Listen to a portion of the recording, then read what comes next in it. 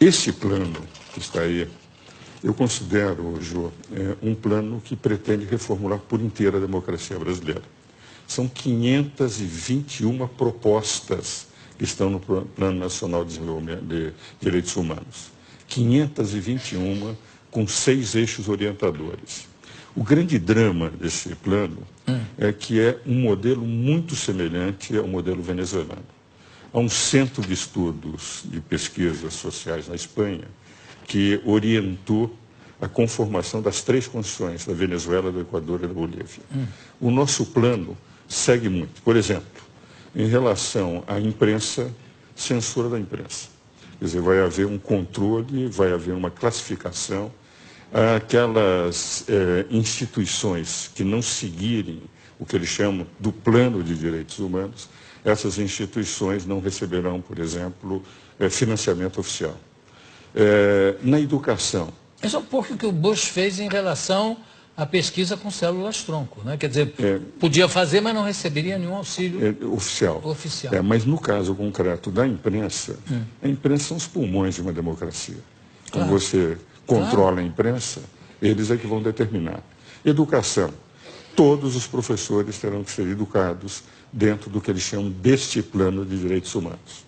E as crianças receberão uma cartilha para seguirem rigorosamente o plano. Então, formando muito no estilo, enfim, da União Soviética, do Hitler, do Mussolini, criar a juventude já amoldada a aceitar o plano. Por exemplo, direito de propriedade. Hoje nós temos o seguinte, quer dizer, se uma propriedade é invadida, eu vou até a justiça e peço a reintegração de posse, mostra que eu tenho o título. Se o invasor invadir uma propriedade, o proprietário fica sem a propriedade. Aí a justiça não poderá dar reintegração de posse. Chamarão a sociedade civil organizada, que é formada pela comunidade deles, e essa determinará se deverá ou não ser devolvida a casa. Ou pode ser urbana, ou pode ser uma propriedade rural. Urbana também? Urbana também. As duas estão colocadas, propriedade rural e urbana. A subutilizada, se a comunidade entender que está havendo subutilização daquela propriedade, etc., só depois desta manifestação é que possivelmente o programa não diz de que forma se fará. Apenas diz que não se poderá dar reintegração de posse imediata antes de haver uma mediação dessa comunidade. Pega-se, por exemplo, o problema, que eu considero extremamente grave, das Forças Armadas e da Polícia. As Forças Armadas, hoje, elas representam, em momento de crise, aquela que determinará a maneira de se controlar e se manter a ordem e a lei. O que ocorre? As forças policiais são forças auxiliares. Quem comanda é as Forças Armadas. Agora, as forças policiais deixam de estar subordinadas às Forças Armadas, deixam de ser forças auxiliares das Forças Armadas. Cria-se um sistema único de forças policiais, nacional. Então, os governos terão as suas forças policiais controladas por um sistema nacional único. Então, teremos as Forças Armadas se o Brasil entrar em guerra, o Brasil não tem essa vocação, e teremos um controle total das polícias desvinculadas das Forças Armadas, podendo ser as forças policiais apenas forças reservas em caso de guerra. Então, está havendo uma total mudança do sistema, digamos, do regime constitucional. Por exemplo, nós vivemos em representação. Cada deputado paulista, para ser deputado federal, ele precisa de pelo menos 100 mil votos. Que representa? Ele pode ser um mau deputado, mas é o povo que vota. Eles vão substituir um pouco a chamada democracia representativa por uma democracia delegada que é comum na Venezuela, Bolívia, Equador. Vale dizer, o povo vai ser chamado sempre para discutir não, votar em plebiscitos e referendos, criando-se quase um sistema semelhante ao sistema da Constituição venezuelana, pela qual haverá o poder executivo, o povo, como os dois poderes, e o poder legislativo, o judiciário e o Ministério Público serão poderes acólitos. Então, é indiscutivelmente um plano que representa o pensamento daqueles que fizeram. Mas é possível o governo se sobrepor ao que está na Constituição? Eles terão que mudar a Constituição. Isso é apenas um programa, é um decreto programático. Eles vão ter que mandar projetos de lei ordinária, projetos de emendas constitucionais para mudar todo esse sistema, Poder Judiciário, Poder Legislativo. Terá que ter uma comissão de direitos humanos a orientar as leis que eles terão que fazer. Eu lhe interrompi com a pergunta, você ia falando... Não, o que eu iria dizer é o seguinte, eu tenho um profundo respeito por aqueles que fizeram esse plano. Alguns deles são meus amigos, debates há muitos anos, entende? Mas eles têm uma convicção de que, por exemplo, Cuba é um país que representa uma democracia, que a Venezuela tem uma democracia representativa, que representa o povo, não precisa. E eles estão pretendendo trazer para o Brasil as convicções ideológicas deles, que eu respeito, não são as minhas. Não, mas como é que Cuba pode ser considerada uma democracia se tem o Fidel, por quem eu tenho, aliás, uma grande admiração pela luta dele, pelo que ele significou para Cuba, tudo isso. Eu confesso que não tenho a mesma admiração. Não, eu digo o seguinte, que um sujeito que desembarca com 12 pessoas numa ilha e toma conta, evidente que se transforma num mito, pelo menos. No tempo que eu estudava na faculdade... Mas será que não surgiu mais ninguém com competência? Olha, no tempo que eu estudava na faculdade, em 57, quando ele começou, a mim me revoltava muito. Nós damos sempre o direito de defesa como o principal direito de uma democracia. Claro. Não há democracia sem direito de defesa. Por isso é que eu sou advogado, nunca quis ser magistrado, nem político, nem nada. Agora, naquela época, foram levados milhares de pessoas aos paredões sem nenhum direito de defesa. Eu nunca perdoo alguém que matou sem ter permitido que as pessoas se defendessem. Isso é um genocida.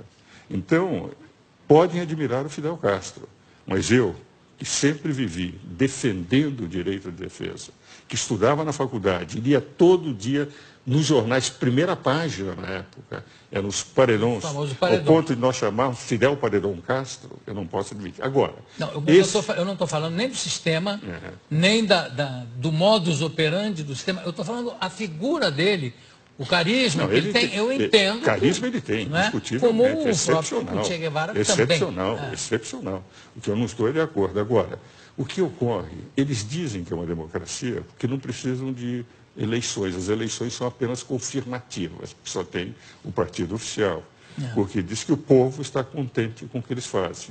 Se nós analisarmos, todos os que têm defendido a Venezuela, o Equador, a Bolívia, esses regimes bolivarianos, e realmente também a Nicarágua e Cuba, que é uma ditadura, ao meu ver, eles estão convencidos que isso é o melhor para o Brasil. Se nós pegarmos o plano diz o seguinte, nesses 20 anos, nós tivemos a onda neoliberal no Brasil. E nós precisamos voltar a um Estado mais forte, as desprivatizações, isso está no introito do plano. Ora, eu acho que esses 20 anos foram os grandes anos de o Brasil saltar de um país relativamente desconhecido, de grande extensão territorial, para ter hoje uma participação no cenário mundial. Porque, como é que eu posso dizer que esses 20 anos são um fracasso e que nós precisamos voltar às estradas? Não, nesses 20 anos, os governos do presidente Lula. Claro, e Lula, vou dizer o seguinte, os primeiros 7 anos do presidente Lula, ele teve uma participação internacional fantástica. Eu tenho a impressão que o Lula, ele fez um erro a partir do episódio de Honduras. Porque eu tinha certeza que esse ano ele seria indicado para o Prêmio Nobel da Paz. Porque os 7 primeiros anos de atuação do Lula no cenário internacional, ao ponto Obama dizer ele é o cara, teve um benefício indireto, o próprio Obama, mas para ele foi bem. Agora, no momento que em Honduras ele começou a atacar uma deposição absolutamente constitucional do Zelaya, porque ele queria algo que é uma cláusula pétrea que não poderia, e que o artigo 239 da Constituição hondurenha diz que todo aquele que pretender a reeleição será imediatamente afastado de qualquer posição que tenha dentro do governo. Basta dizer que um dos maiores juristas brasileiros, que é do PT, foi secretário do PT, que é Dalmo Dallari, escreveu um artigo na Folha dizendo realmente foi constitucional a deposição do Zelaya. Ele começou a defender e não aceitou as eleições que foram livres. As eleições foram vigiadas pela comunidade internacional.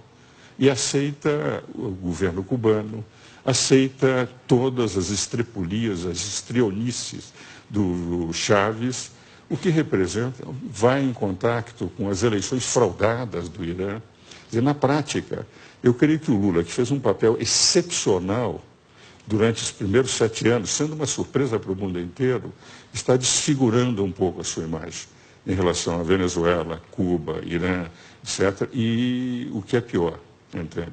Ao ter assinado esse plano. Porque esse plano representa, se viesse aprovado, eu tenho a impressão que não seria nunca uma reformulação completa, Jô, completa da Constituição. 521 proposições, 521 mudanças eles pretendem no sistema constitucional brasileiro. Eu queria abrir, eu sei que tem inclusive alunos de direito aqui hoje também, não tem? Tem? Eu queria abrir para perguntas ao doutor Ives, se alguém tem alguma pergunta à disposição específica. Pois não? Bom, com relação ao projeto, mais especificamente na parte da censura, queria perguntar para o senhor o que o senhor acha pior? Se é uma censura escancarada, como acontece na Venezuela, que propõe, assim, de certa maneira, o projeto, ou uma censura velada, como acontece também em outros países, também no Brasil, em que a imprensa dita a realidade de acordo com a opinião de certos grupos. Não, a censura que eles estão pretendendo é muito mais grave, semelhante àquela da Venezuela. Porque qual é o capítulo da imprensa? Haverá um órgão que vai definir e fazer a classificação dos artigos. O que vale dizer, o jornalista, conforme o tipo de exposição que fizer, ele vai ser catalogado. Os veículos, os jornais, terão também a sua catalogação para poder ou não receber. E no que concerne à rádio e televisão, como é uma concessão pública, eles poderão inclusive cancelar. Então nós teremos um conselho que irá dizendo o que é que se poderá ou não dizer nos jornais, representando, portanto, uma censura efetiva, sob a alegação de que estão com isto valorizando a Constituição, não permitindo abusos da imprensa. Ora, quem pode atacar os abusos da imprensa é o Poder Judiciário. Sempre que a imprensa abusa, entram as pessoas com ações de indenizações por danos morais ou danos patrimoniais e tem ganho. Há muitos jornais que têm sofrido isso. Então nós já temos os mecanismos de censura. Agora, eu me lembro, no tempo da exceção, em que eu era conselheiro da Ordem, nós, conselheiros, éramos os únicos que falávamos. Porque os jornais, quando tinham matérias contrárias ao regime anterior, você se lembra, publicavam poemas de Camões, receitas. Ora, nós não teremos isso. As matérias serão proibidas de serem publicadas. Então, haverá efetivamente uma censura da imprensa escrita e, possivelmente, o corte, como acontece na Venezuela, dos canais de televisão e de rádio que foram encontrados. Se lerem o capítulo referente à comunicação social, é extremamente perigoso, porque nós vamos perder os pulmões da sociedade que representam a imprensa. Mais alguém? Aqui? Pois não? Eu gostaria de saber se a população brasileira vai poder opinar de alguma forma, porque isso vai interferir de algum jeito na nossa vida. Como o caso teve o plebiscito contra o desarmamento, isso, queria saber se a população vai ter como opinar de algum jeito. Certo. Veja o seguinte, a forma como eles puseram o plano é um plano com 25 diretrizes, 6 eixos orientadores e 521 proposições.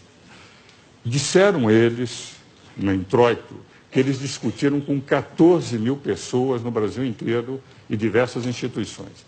Com todas as instituições que eu falei, que eu conheço, nenhuma delas foi consultada. Então, são instituições de pessoas vinculadas à ideia do plano.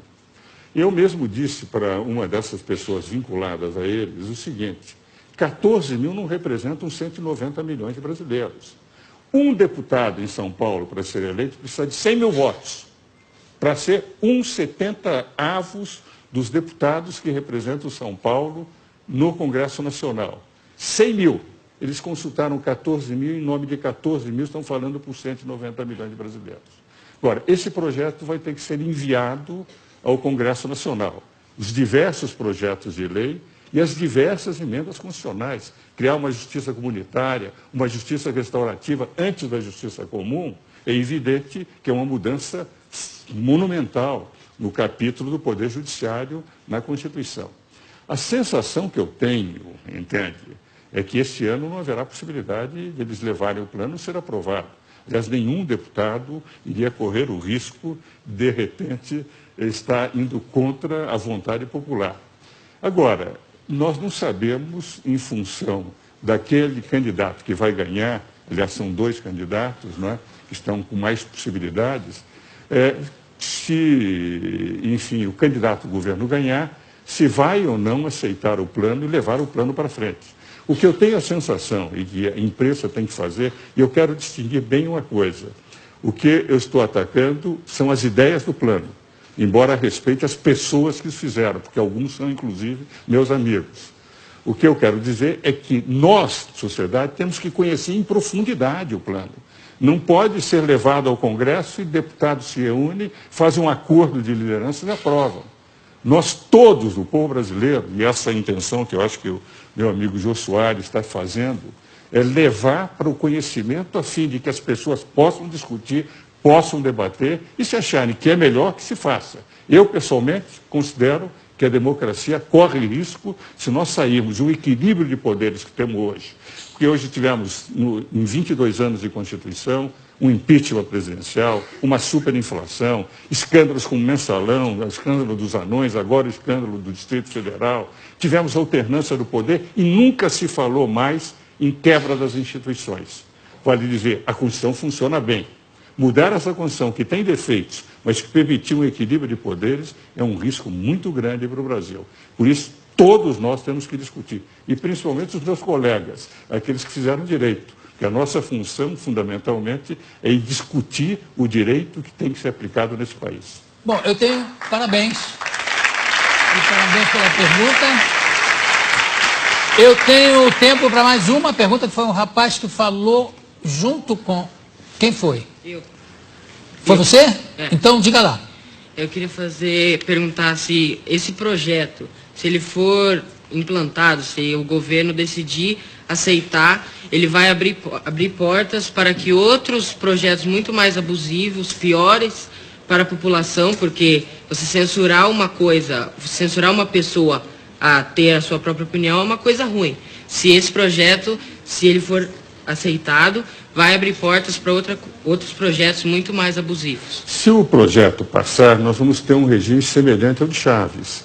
Nós vamos ter o Poder Executivo com força, o Poder Legislativo e Judiciário, o Ministério Público como acólitos, quer dizer, como secundários, e o Poder Executivo a toda hora chamando o povo para opinar, diga sim ou não, como acontece.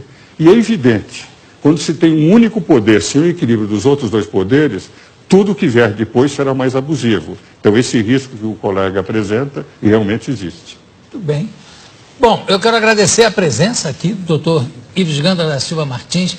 Maravilha, você sempre claríssimo e sempre nos ajudando a esclarecer alguns pontos que ficam muito obscuros, né? E você dá clareza a todos esses pontos. Muito obrigado.